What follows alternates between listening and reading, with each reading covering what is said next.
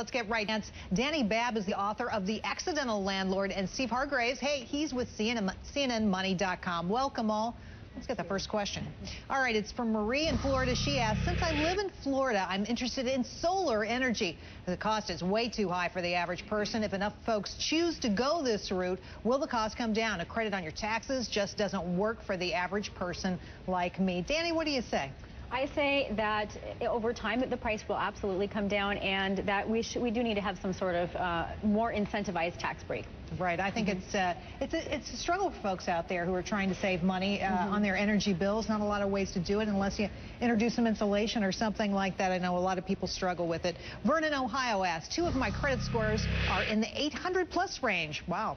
But the third is 685. Now, this is because a couple of years ago, I signed for a car loan for my daughter, and a few months back, she made a couple of late payments. Is there any way to bring that third score up? What do you say, Laura? There is. Actually, call TransUnion, one of the big 3 credit bureaus in Chicago, and the best thing to do is go back to that auto lender and ask them if they'll remove it from the credit report, assuming you're in good standing now and you're paying your bills. What's interesting is it only showed up on 1 credit report rather than all 3. If it was a major lender, it would show up on all of them. That indicates it may be a smaller lender, somebody you might have a relationship with, and you can go and ask them to remove it from the report. Otherwise, it'll stay 7 years. You know, I've got to say, don't sign on to other people's debt, even if it's your, you know, it's a good idea not to do that because you are on the hook. Absolutely. Real problem. We get that question a lot. Robin asks, if our home is paid off and has an appraised value of $155,000 and we have $30,000 in student loan debt and credit card debt, would it be wise to use the equity in our home to pay off the